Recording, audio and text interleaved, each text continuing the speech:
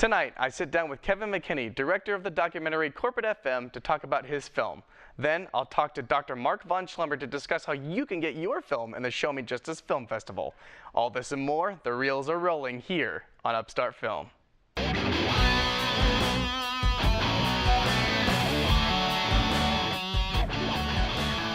Good evening and welcome to Upstart Film, where we talk to independent filmmakers about their hardships and successes when creating movie magic.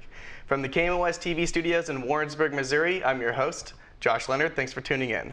Tonight, we have the pleasure of talking with the director of Corporate FM, Kevin McKinney, in studio.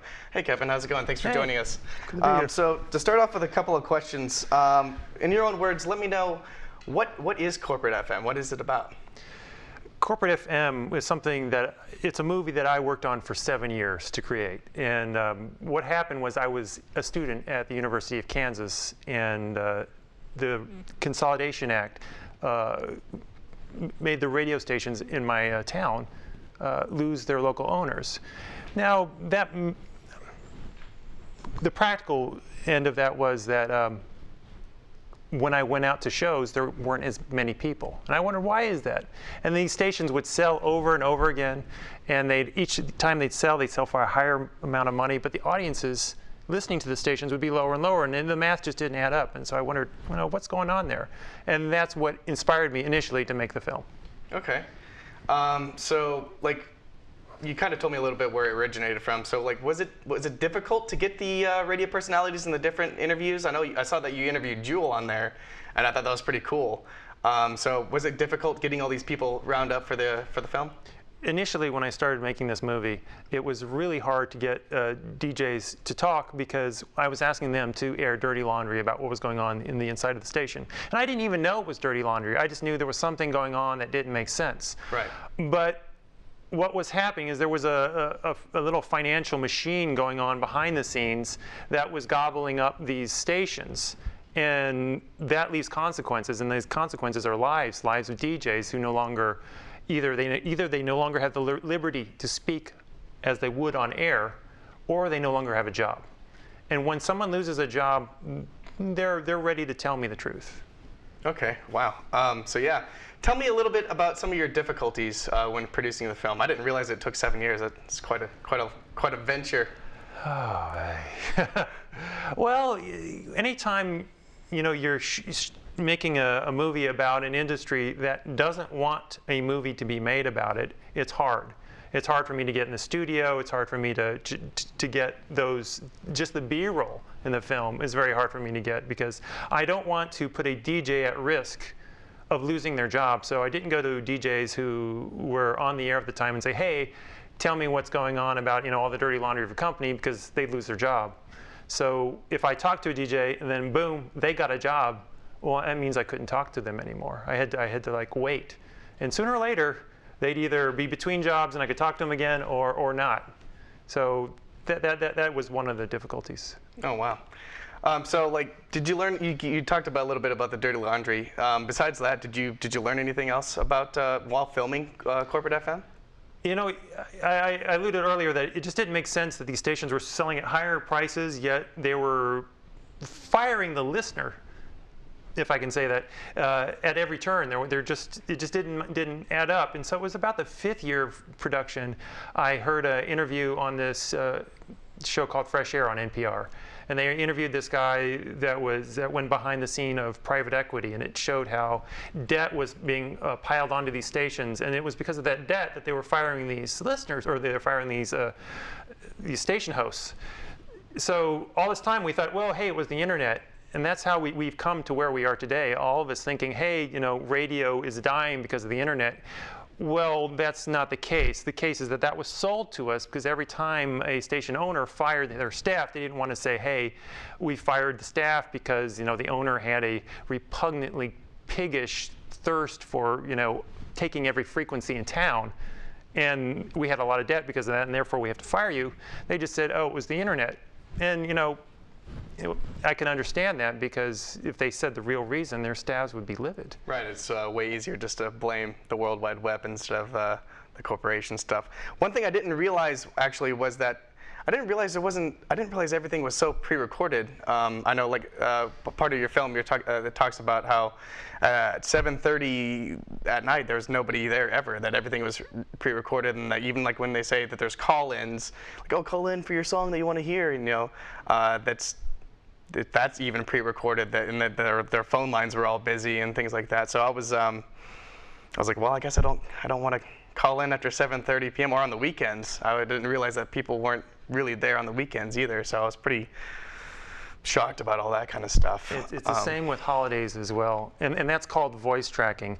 Voice tracking is when they take little snippets and they disperse it throughout the hour, like, hey, it's 5 o'clock and, you know, I can't wait to play this song. And it sounds like they're there and they're essentially fooling us, but it's wrong and it's bad for the public for 4 reasons. One, it's a public safety issue. It's also it's bad for music discovery. It's a lie, hello, and it impacts the future of radio. And if I can kind of go through those one by one. Absolutely. The public safety issue, you saw it in the movie. I presume we're talking after the movie. Absolutely. Okay, we saw that in the movie, so I won't go into that. The second one, though. You could explain if you'd like. Yeah, you can go into it. Well, you know, if there's a fire in town and someone calls in the station and they hear a busy signal, they think, oh, look, there's someone there. Someone else must be calling in. So what happens? The public's, they don't, that communications medium that could be helping those people is not helping those people. In terms of the local bands, if a DJ is not live, they can't answer the phone. And if you can't answer the phone, you can't hear whether the listeners love that new song you're playing or don't like that new song you're playing. And you can't take requests. And if you can't take requests, then there's no way for local bands to rise up. Because and as stated in your movie, you know, there's really no way for local bands to get their name out there and be able to show that, you know, they have some talent, they have, you know, what their type of music, and, you know, because it's all the big hits and the corporations and stuff like that. So that's another thing that they just, you know, getting out there is difficult enough.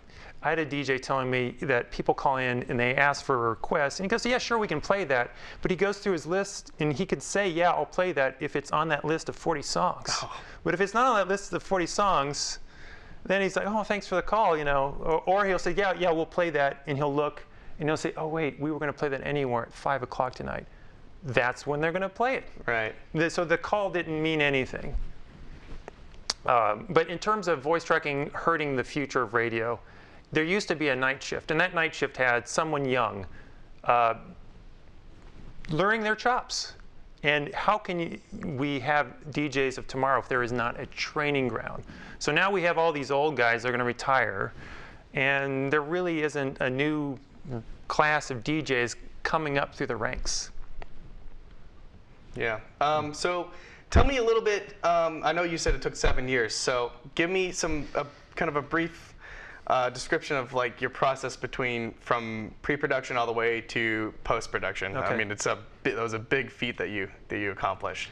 Yeah, you know, I'll remind you that TVs were shaped square when I started, and then they turned into this shape, which was a real pain in the butt for me because I had to marry all this footage. What happened was I got an interview with Slacker, and Slacker was someone who actually I knew his girlfriend, and that's how I ended up talking to him. And then that raised a lot of questions. So from one interview, I would learn a lot of questions, and I would go and I'd try to answer those questions. And I just kept going, boom, boom, boom, till I ended up in New York talking to, you know, financial people, or in San Diego talking to DJs there, just trying to piece this puzzle together. And I remember one of my associates telling me at the time, you know, Kevin, I ended up knowing more about the subject than I ever thought I would. Right. So yeah. In terms of process, though, I ended up editing the whole thing by myself, or with another editor at the time. My producer Joe McKeever for a while helped me too. Okay, wow. How'd you get a hold of Jewel? She's kind of a big thing, so it seems like that would be a long process to go into. When you're making a first film and you try to get a star in it, I can't tell you how hard that is. I never thought it. I wasted so much time calling all these people, other than Jewel, saying, hey, and what happens is they are surrounded by a layer, around a layer, so there's all these layers of protection. And if I'm not already a famous person, or I haven't done a film that already has a famous person in it, like Jewel, then there's no reason to talk to me. Luckily, Michael Halloran, who's in the movie, he played Jewel when she was homeless. Oh. He took Jewel into his studio and said, hey, let's do a demo tape. And they played that demo tape on the air over and over. And so after a year in San Diego, she was a star only in San Diego. No one else in the country knew about her. That's right. I think I remember that part in your doc. So how many people? I know you said you edited it, and I saw that was you and I can't remember his name. There's you and a guy that really seemed like they kind of headlined everything. How many people did you have on your crew? It seemed like quite a bit. When you make a movie over 7 years, you've got people that helped you in year 1 and 2.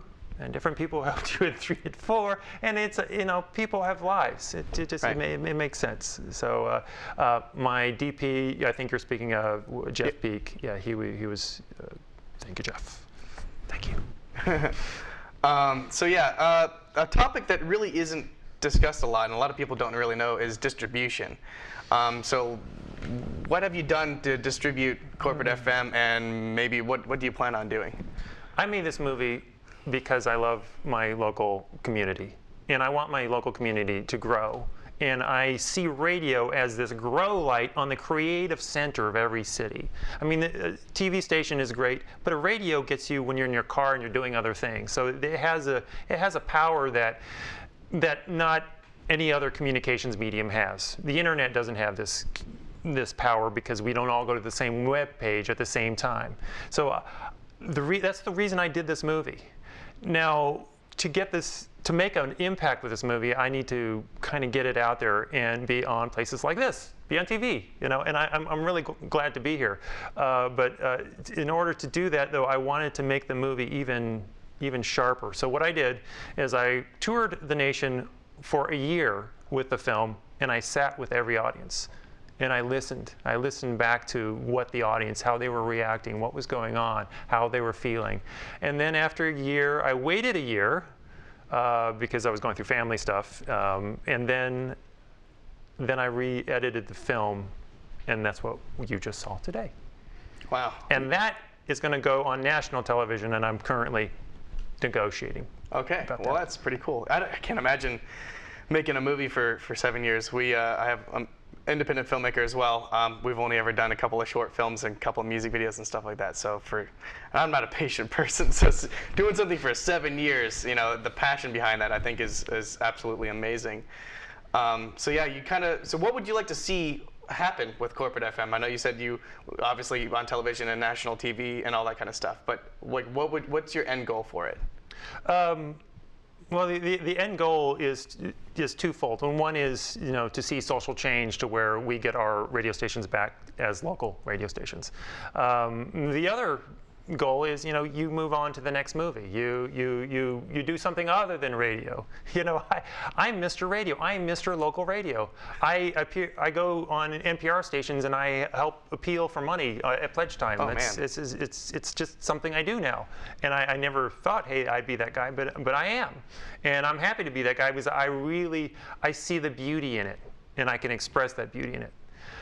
But to answer your question, though, I guess TV, Netflix, another movie. All right. And I'm already working on the other movie. So the movie is a lot about merging and consolidating radio stations. You want to kind of tell me, I've seen the film, so tell me a little bit, but I kind of want to hear it from your mouth. How do you feel about all of that? Let me kind of paint a picture for you. A CBS VP once told me that the radio station used to be a place where everyone wanted to be. That even the janitor was proud to be there because they knew that they were doing something beautiful, that outside of those four walls of the station, that signal was going out and it was helping a community. It was changing things. It was lifting spirits, and it was helping charities. It was helping local bands. It was helping local businesses. Contrast that with today, where DJs will voice track their shows while they're doing their live show, so they don't have to spend an extra second at work, so they can get the heck out of there. And it's gone from a nurturing environment to an environment that's more like a fast food chain. I'd like to see that change. Am I answering your question? I think so. I think you pretty much nailed it. I get on a rant. So you talked to me earlier about how you had to call these people and you kind of were running around the mill, so to speak, to try and get a hold of everybody. But give me a little descriptive when it comes to the process of how you got a hold of everybody. I'm thinking a little bit more on your last question, if I could just go a little bit more of that. You know, the merging and consolidating can happen at a fast food restaurant, and we can go cook at home. But when it happens at a radio station, it's not only killing the radio station, it's also killing the mechanism for critical mass behind the local bands, behind the local charities and businesses. And although we can go cook and eat our burger at home, we can't go and create our own radio station. And I would like to see, because of this, radio is a precious resource, and I would like to see it protected because of that. Okay. Do you want to talk a little bit about how you got in touch with all these people? I know you said Slacker, and he seemed like he was your big driving interview source throughout. The kind of told the story, and he was really opinionated, which I thought was really awesome. Yeah. To show how passionate he was about how he felt about corporate FM and corporate radio and how everything kind of took over. But did he help you at all when it came to finding other people to talk to, or was that kind of you on your own trying to scrub through the internet or something and trying to see if there's anybody out there? Oh, generally, when someone says, hey, you need to talk to someone else, I used to go, oh yeah, I'm the professional, I don't need to listen to you. And I learned, no, when someone says, hey, you need to go talk to Richard Fowlerly, the veteran broadcaster that's in the film, that no, I should talk to him. People told me forever I should talk to him. I thought, he's a neocon. Do I want to talk to him? Is he going to just be way out there? But no, he lost something that he loved, and he was able to express it in a way that parts of my audience won't get unless they hear it from his lips. Absolutely. Okay, so what are your thoughts about internet and satellite radio then? Internet is a great tool, but it's just a tool. It's not broadcasting, it's narrowcasting. So if this broadcast is going to go over the airwaves, but on the website, the only people getting it are the people looking for it. Whereas this is a broadcast where people can actually get it by accident. It blankets an area. Whereas the internet doesn't blanket an area, it's a web. And it's really hard to find one thing unless you're looking for it. In terms of satellite used to be really cool, but over the years, it's also gotten bought up and consolidated to where they can't put enough money into the programming behind it, to where if you got say a classical station on the satellite, instead of it being something that's kind of really out there and with a lot of thought behind it, it might just be kind of like the greatest hits tapes that you did exercises to in the 80s. It's not something you'd want to listen to. You might feel like you've been screwed in the ear after you listen to it. I'm not sure if that's worth your money to pay for it. And lastly, because we're running out of time here, tell me how you got involved with the Show Me Justice Film Festival, because I'm going to speak with Dr. Mark von Schlemmer later. So briefly kind of give me an idea how you did that. This film expresses an injustice, and I was looking for an audience for it. And so I looked at festivals throughout the nation, and I targeted which ones I wanted to go to. And I mean, ones down in Texas were very open to it, even though Clear Channel is down there because Jewel's down there. But the Show Me Justice Film Festival was a perfect fit because not only was I telling them, hey, here's an injustice, but here's something you can do about it. Okay, and I actually have one other one. So what is next for Kevin McKinney? I'm always led by a question. And so I am right now, my next question has to do with, where am I going? And, and that has gotten me to follow a little red-haired tap dancer who's in her late 80s, who still teaches, and I'll tell you more about that on another show, hopefully. Okay. Yeah. All right, sounds good. Kevin, thank you very much for coming out for our first episode. After the break, I'll chat with Dr. Mark von Schlemmer about the Show Me Justice Film Festival. That's up next on Upstart Film. On December 22, 1979, KMOS-TV took its first step as a PBS station providing Central Missouri with high-quality programs. Since then, with your help, KMOS-TV has grown from one channel on the air for 9 hours each day to 3 channels broadcasting 24/7. Back then, we reached 300,000 people in 23 counties. Today, it's 1 million viewers in 37 counties. Thank you, Missouri, for your support, and here's to the next 35. Ronandus Johnson here for UMAG, the source you trust. Coming up on tonight's show, we'll take a look at how the UCM community comes together to do wonderful things everywhere with everybody. Hey, Ro. Katie, hi. What are you doing? What are you doing? Katie, can't you see I'm practicing? You do realize that we're not going to be on for a while, right? I know that. I'm just practicing. I'm warming up. We should be back any day now. All right, Ro. You just keep on keeping on, and I'll catch you on the flip. Yep. See you, Katie. Yep. We should be back any day now. Any day.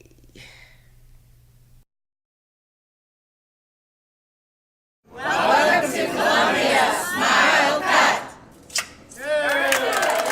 Happy 35th birthday to KMOS-TV from the Boys and Girls Clubs of Columbia. Kona just wants to wish KMOS a very happy 35th birthday. Hi, we're from Inside Columbia Magazine, and we want to say happy anniversary to KMOS. Happy 35th birthday, KMOS, and here's to 35 more wonderful years.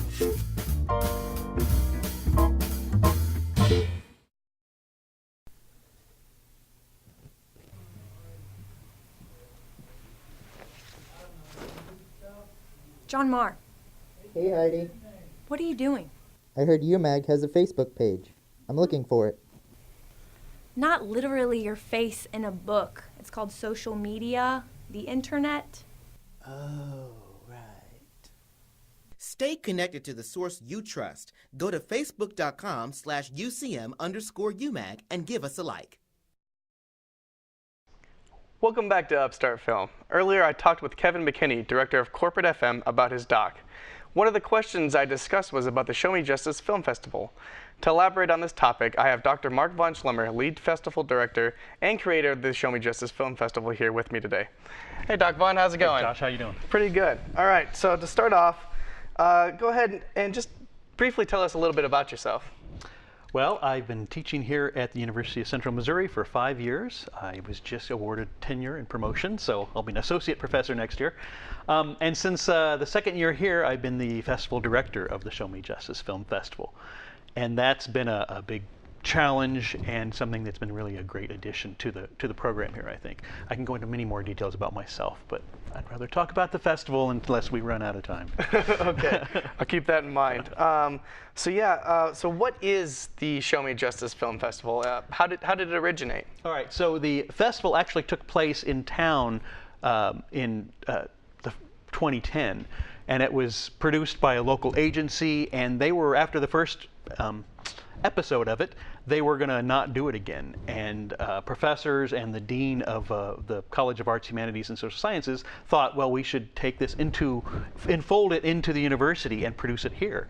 And I had just started working here, and he knew of my background in working in film and working with film festivals. And so it was kind of handed to me to turn into a festival and bring it into the university. And so basically, the second annual Show Me Justice Film Festival was produced at UCM and on campus, and has been since then. And this is our 5th annual one now, this year. And really, it's what we took from the original was basically the idea of a social justice film festival. And it had a start here, and since then we've applied for grants each year, been awarded a Missouri Arts Council grant And one year we had a National Endowment for the Arts grant as well that's helped produce it, along with donations from local businesses and the university departments and things like that. So a lot of sponsors and a lot of people have helped put it together each year. Okay. So how do you monitor what comes in and what comes out? What movies are allowed into the Show Me Justice? Well, we try not to define it too specifically in our call for entries. Basically, we're open to anyone submitting a film that they think falls into the realm of social justice. Social justice has got a interesting background to that phrase itself, and some people think it means a very specific political bent or something like that, but really the concept of it, I love that the dean made a great quote that we often use in our promotion, which is social justice is the essence of democracy, which is really a lovely concept. And that's really what it's about. It's like giving voice to people that don't have a voice, or to issues that people aren't talking about. And that's really, it could relate to a wide range of things: gender issues, sexuality, domestic violence, substance abuse, poverty, war, anti-war movements, food access, just really a myriad of different concepts. And the films submitted, leaving it so open like that, we get films just from all over the world and all over the topic of social justice. Occasionally we get films that don't really have much to do with social justice.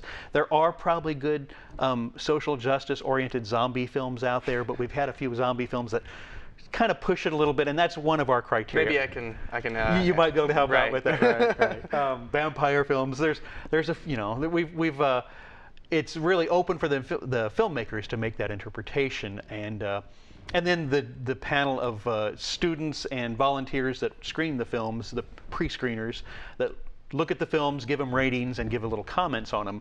That and some people will not see the social justice in one film, and others will see it. And so we have a bunch of different people that watch them and then give their thoughts on it. And from there, we craft a program that usually we try to program a variety of issues.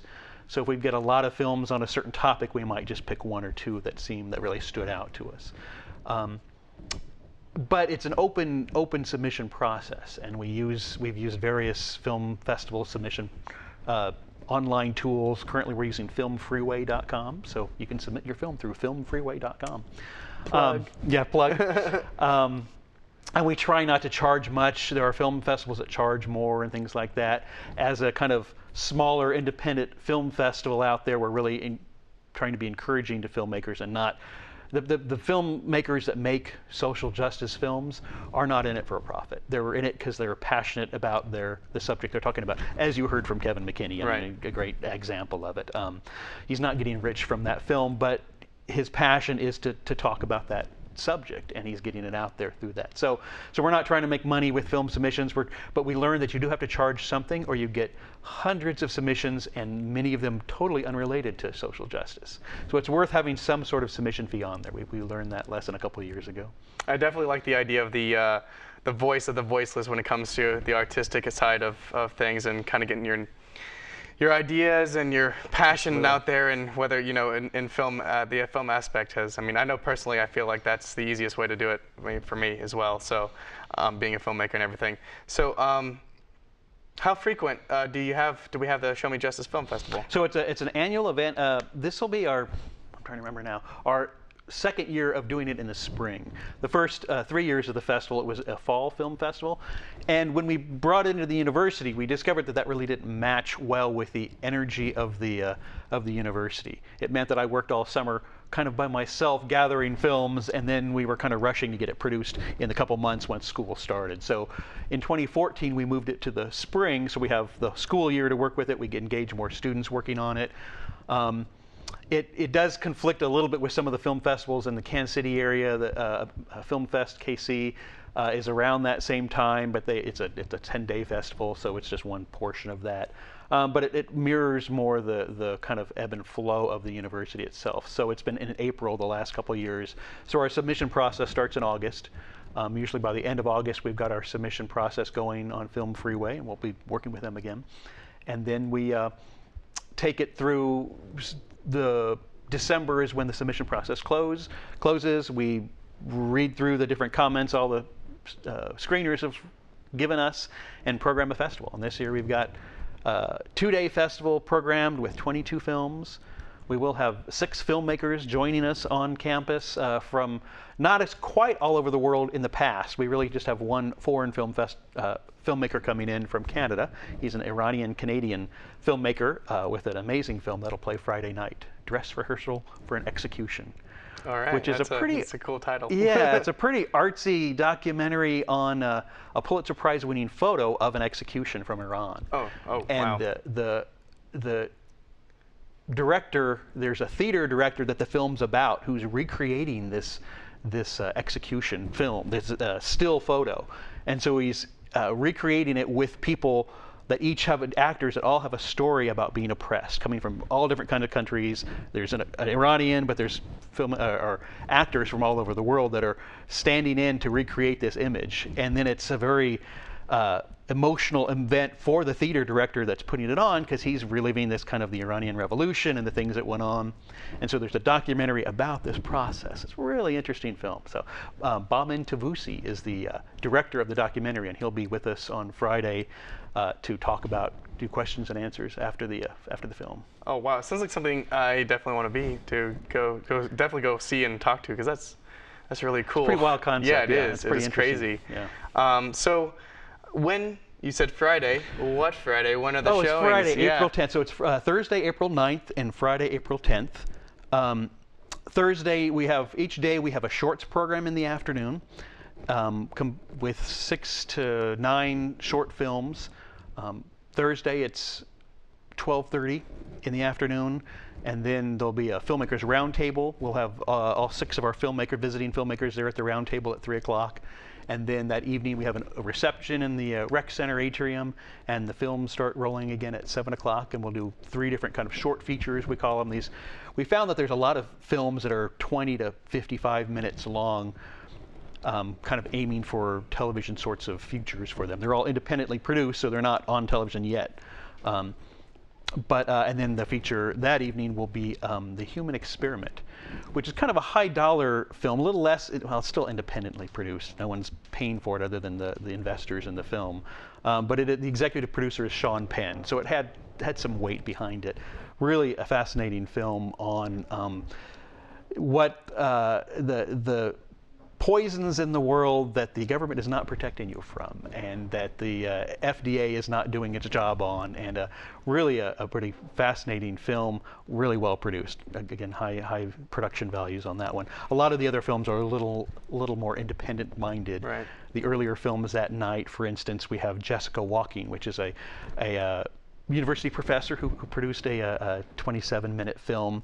That's a narrative film that really kind of is a really interesting discussion of there's a date rape aspect to it. It's a young woman who's wakes up the next morning and has had her first drunken experience, and now she's not sure what happened. She's not sure, and she's kind of figuring it out, and she's got an older woman that she is helping her out, and it kind of explores various kind of concepts, and there's a really kind of great conversation starter about kind of sexual responsibility, I think is a good way to say it. And that night we also have Living in the Overlap, which is a film that's about a couple that is in their, at this point I think they're 60 or 70 years old, and they've been fighting for marriage equality for years, and they're a lesbian couple that gets to tell their story. And I saw this film at a conference. It was one of the ones that I saw and then asked them to submit the film because I was really moved by it.